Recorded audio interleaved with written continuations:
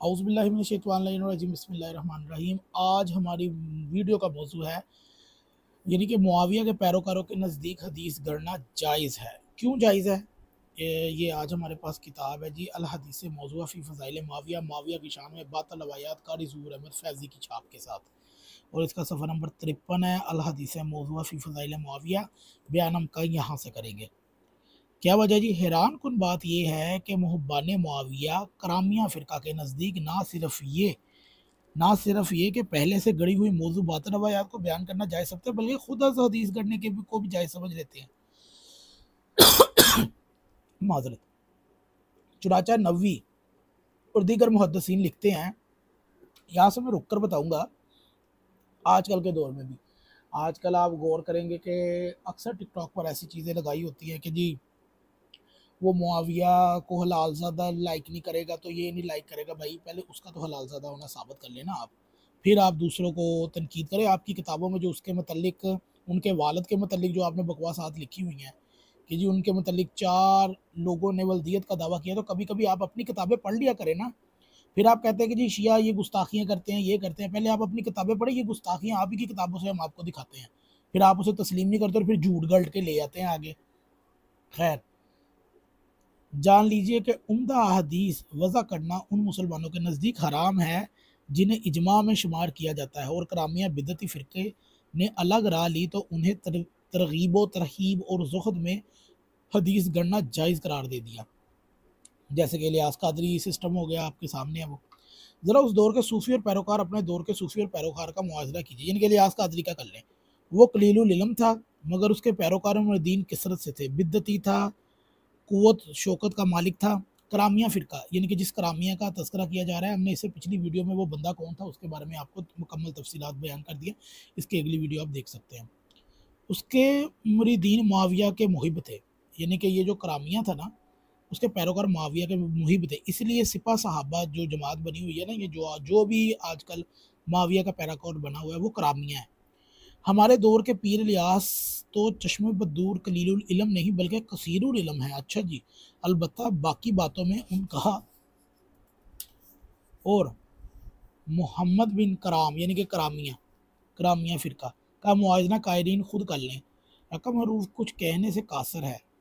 اگر کوئی شخص موصوف مریدین کی کثرت اور قوت و شوکت حتیٰ کہ ٹی وی چینل کی ملکیت، دور دور تک شہرت اور فضائل اعمال میں موضوع باطل روایات بیان کرنے کی جرت، اور امیر شام سے اندھی محبت اور ان کے فضائل میں موضوع روایات کی کثرت وغیرہ کو مد نظر رکھتے ہوئے از خود موازنہ کر سکتے ہیں، طلقاء کی شان میں حدیثیں کیوں نہیں ہیں؟ یعنی کہ معاویہ جو طلقاء میں سے ہے، اس کی شان میں احادیثیں آخر کیوں نہیں ہیں؟ یعنی کہ یہ ان کو کیوں گڑنی پڑ رہی ہیں؟ کیونکہ شان ہی نہیں ہے نا۔ معاویہ کو اس قدر طویل اقتدار نہ ملتا تو جس طرح اس کی شان میں کوئی صحیح حدیث نہیں تھی، اسی طرح اس کی شان میں کوئی موضوع اور جعلی روایت بھی نہ ہوتی۔ آج کل تو جعلی بہت زیادہ ہے نا۔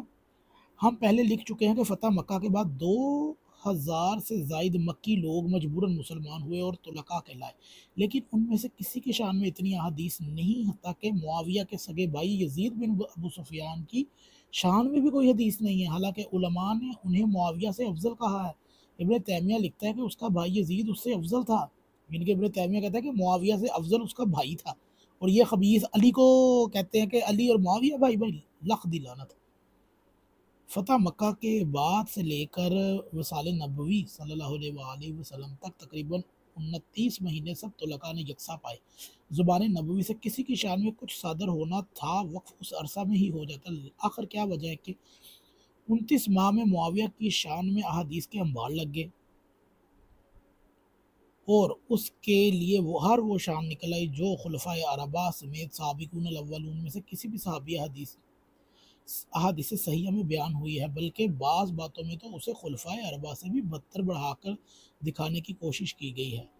خود ہی سن لیجئے بھی آپ کے علماء کیا کہہ رہے ہیں، جیسا کہ آگے کچھ مسائلیں آئیں گی۔ سوال یہ ہے کہ اس قدر کثیر فضائل کے آخر کیا وجہ ہے؟ کیا دنیا کا کوئی عالم، محدث، فقیہ، مستنبط اور عقل مند آدمی اس کی کوئی معقول وجہ بیان کر سکتا ہے؟ تو شکریہ۔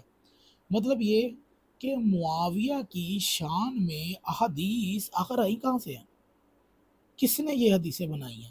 تو آگے چلتے ہیں، اس سے ایک اور گروہ ہے جی، اہل تحقیق محدثین میں سے اکثر نے امام اسحاق بن راہوے کی تحقیق سے کولن اتفاق کیا ہے اور اس کو سکونت اتفاق کیا ہے، جیسا کہ ترمذی کے علاوہ صح ستہ کے باقی تمام محدثین کا شان معاویہ میں کوئی واضح حدیث نہ لانا یا نہ لا سکنا سکوتی اتفاق کی روشن دلیل ہے۔ اس کے برعکس بعض محدثین معاویہ میں حدیث موضوع کی کثرت کے سامنے مروب ہو گئے تو گفتگو کی کیفیت کے ساتھ 2-3 حدیث کو کسی نہ کسی کھاتے میں ڈالنے پر مجبور ہو گئے، جیسے کہ ابن عساکر ہو گیا، اور وہ بھی اسی غلط فہمی کا شکار تھا۔ خیر، از خود فضائل بنانے کا طریقہ، یعنی کہ معاویہ کی شان میں بنانے کا طریقہ، دور حاضر میں حدیث وضع کرنا گڑنا ممکن نہیں، کیونکہ اتنی لمبی سند لانا تو مشکل ہے، اسی لیے کچھ لوگ پہلے سے وضع کردہ باطل روایات کو زبردستی قابل قبول بنا کر اپنا رانجھا راضی کرنے کی کوشش کرتے ہیں، یا پھر کسی صحیح اور موضوع روایت سے ذاتی اٹل پچو سے فضیلت بنانے کی کوشش کرتے ہیں۔ بعض حضرات نے معاویہ پر جو کتاب لکھی ان میں سے دونوں طریقے موجود ہیں۔ انہوں نے اپنی کتاب میں فضائل معاویہ میں جو اولین عنوان قائم کیا، ان دونوں باتیں جمع کی اور ان حدیث کی فضیلت سے مستنبط کرنے کی کوشش کی، اور وہ حدیث موضوع اور باطل بھی ہے، اور جو فضیلت اخذ کی گئی ہے وہ موضوع اور جعلی بھی ہے۔ مطلب یہ کہ الیاس قادری نے ایک کتاب لکھی ہے جی، فضائل معاویہ، یعنی کہ معاویہ کی شان میں احادیث۔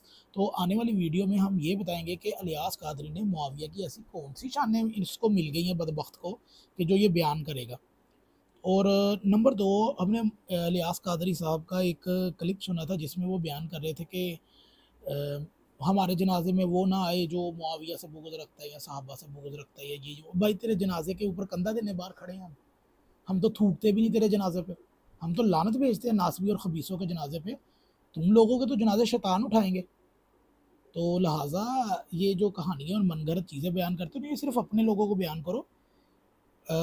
ہم خوارج کا جنازہ نہیں پڑھتے، خوارج ناسبیوں کا، بد عقیدیوں کا، بدعتیوں کا، مشرکوں کا، تم لوگوں کا تو جنازہ بھی نہیں ویسے ہونا چاہیے، تم لوگ ہو بھی اسی قابل۔ خیر، یہ تو ایک بات کا موضوع ہے۔ تو تم لوگوں نے جو اہل بیت کی شان میں گستاخیاں لکھی ہیں اپنی کتابوں میں، اور ان کے دشمنوں کی فضیلتیں لے کے آئے ہو اپنی کتابوں میں، تو اس سے بڑی لعنت تم لوگوں پر قیامت تک اور کوئی بھی نہیں ہے۔ اور یہ الیاس قادری وہ واحد بندہ ہے جو قیامت تک لعنت کمائے گا صرف بغض اہل بیت کی وجہ سے۔ اس بندے نے معاویہ کی شان میں ایک کتاب لکھی ہے، آنے والی ویڈیوز میں ہم یہ بتائیں گے کہ اس کتاب کے اندر ایسی کون سی اس بندے نے شان لکھی ہے کہ جو اور کسی محدث کو نہیں ملی آج تک وہ معاویہ کی شان وہ بخاری کو نہیں ملی، مسلم کو نہیں ملی، دوسروں کو نہیں ملی، اسے مل گئی ہے، اور اتنی ملی ہے کہ پوری کتاب لکھ دی ہے اس نے معاویہ کی شان میں۔ تو اس بدبخت کی اس کتاب کا آپریشن کریں گے کہ اس نے اپنی کتاب میں کیا بکواسات کی ہیں۔ اگر آپ کو یہ ویڈیو اچھی لگے تو اسے ضرور شیئر کیجیے گا۔